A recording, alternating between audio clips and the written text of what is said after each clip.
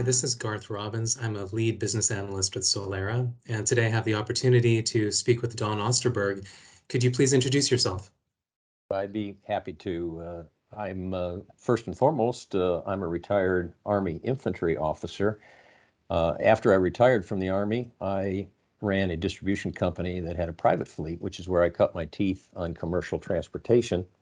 Following that, and perhaps most importantly, I served as the Senior Vice President of Safety, Security, Driver Training, and Regulatory Compliance for one of the largest motor carriers in the country. We'd like to start the conversation with this question. We know that there's a significant and unacceptable rise in truck-involved crashes and fatalities. Could you comment on what might be driving this increase? We have, as you point out with your question, seen an exponential increase in both truck-involved fatalities and truck-involved injuries.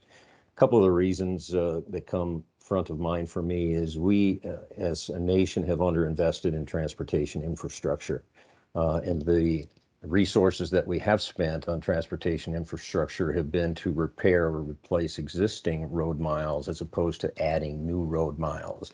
So as the economy improved since 2009, vehicle miles traveled increased, congestion increased, and as a result, we saw more traffic crashes involving large trucks. The next one that I would call out will be largely unpopular, I expect, with retailers, but we as a society have grown addicted to next day service or quick turnaround service with online ordering.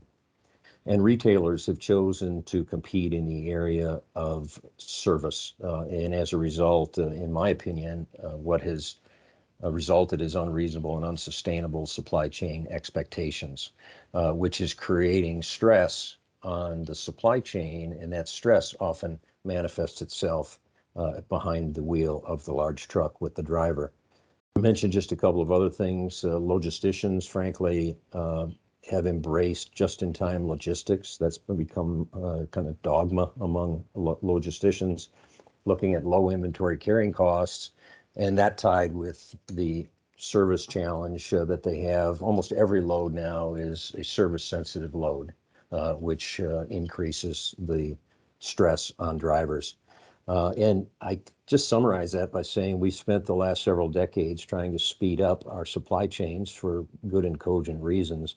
We now are in a position where, in the name of public safety, we probably need to slow our supply chains down because, frankly, we're killing people in this country to enable the level of service that seems to be expected these days. The last thing I would mention is that distracted driving, certainly not just for truck drivers, but by automobiles in the past few years has really become, as a former Secretary of Transportation said, an epidemic in this country. And so there's a lot of distracted driving going on that's likely contributed to the increase that you mentioned. In this context of fleet safety, do you think that there are specific factors that impact trucking fleets more than the rest of the driving population? Well, there probably are. One of the things that I would call out is that fatigue among commercial drivers, for a host of reasons, becomes an issue. I would argue is probably the number one cause of high severity truck-involved crashes. Now, if you look at the Fatality Accident Reporting System database, it indicates that only 1 to 2% of crashes have fatality as a causal factor. That's nonsense in my opinion. And the only time that investigating law enforcement lists a crash as being fatigue related is if the driver admits to falling asleep prior to the crash. It'll surprise no one to know that drivers rarely acknowledge that. So fatigue is higher among commercial drivers, I think, than motoring public at large. A couple of things, and this is going to be an overgeneralization. There's a high rate of obesity among commercial drivers, and you begin to understand that it's a relatively sedentary lifestyle. Eating at truck stops results in an unhealthy lifestyle. And the increase in obesity is also represented by, or overrepresented among truck drivers, sleep disorders like obstructive sleep apnea, much of which has gone undiagnosed and is not being treated today, which further exacerbates the fatigue issue that I mentioned earlier. What steps do you think trucking fleets can take to reduce crashes? Yeah, it's a great question. And I always lead with, and it sounds a bit esoteric to some people, but carriers really have to create and lead a true culture of safety, whereby they make safety their number one core value. And by doing that, it really, let's face it, in commercial transportation today, for some of the reasons that I mentioned before, drivers, driver leaders, others in the industry encounter competing demands every day. And how they reconcile the tension between those competing demands speaks volumes about what core values the organization holds, the collective beliefs, if you will, of the organization versus situational priorities. And along those lines, as we talk about creating and leading a true culture of safety, is to really point out and cause people to believe that we will not compromise on our core value.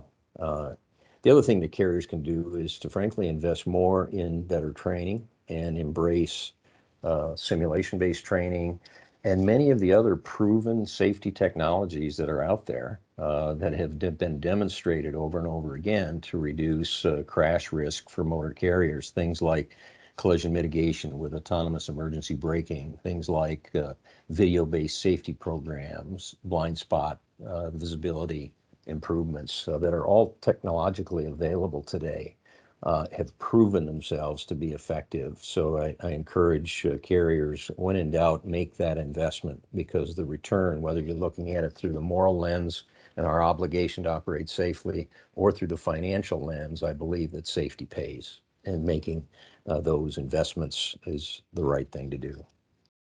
Right. Just to drill down into one specific topic, how do you think video safety plays a role in accident reduction? Well, one of the things I kind of introduce that by, I often ask people in the industry, if you had a driver who was engaged in fill in the blank, driving distracted, driving fatigued, whatever that may be, if you had a driver that was engaged in that type of behavior, would you want to know that? Would you really want to know that? Because if you want to know that, you can know that now. And that's one of the beauties of video-based safety, is it removes the doubt as to what happened. And secondly, I would say that video-based safety really allows us to focus our training in a more appropriate way. And I call it just in time, just enough training. I'm going to give you the training that you need based on the demonstration of the skills that you've shown and the behaviors that you've shown through the video-based safety. So I think that's important. It makes training more effective and more efficient, frankly. One size doesn't fit all. We tailor the training to what you need.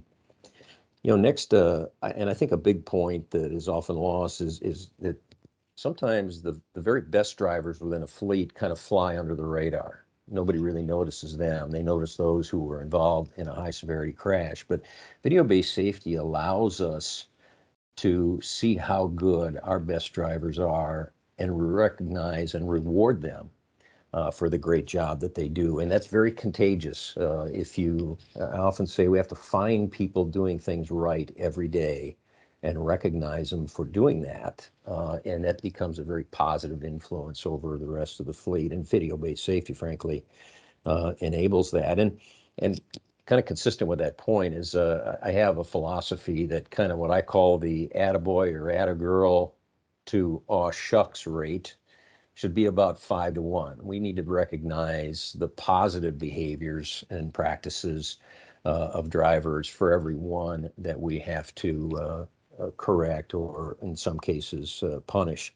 Sometimes carriers get that exactly backwards, and there's a lot of safety professionals who I think look for drivers doing things wrong so they can punish them for it. And that's really not the focus of video-based safety. And it does, as I mentioned, give visibility um, to the best drivers that you have. And I guess along those lines, I view video-based safety to be enlightening for leaders within the industry, and to not be punitive to drivers.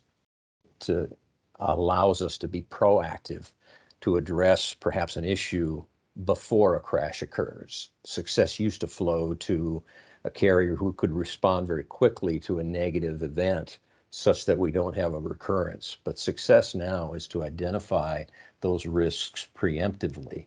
And video-based safety is excellent at that. And the last thing I would mention about a value of video-based safety is it allows the unfortunate reality that I've seen, which is not what you and I were taught about our system of jurisprudence, but for commercial vehicles and drivers, they're guilty until they can prove themselves innocent in a crash. And it shouldn't be like that, but that is, it's a cynical view. It's the way that it is. The best tool for exoneration is that video that actually shows what happened. And so the sum of all of those things, I think, make the point that video-based safety programs can dramatically improve fleet safety. And I think there's been a number of examples that make that point irrefutable. Well, thank you very much. I think those are really solid insights. I want to thank you for joining us today. Well, I appreciate that, and I think we all have a lot of work to do to turn that negative trend that we talked about before. And I always start and finish every conversation with "we have to do more and we have to be better." That's our responsibility as transportation professionals. I appreciate the opportunity to share some of those insights with you. Definitely. Thank you.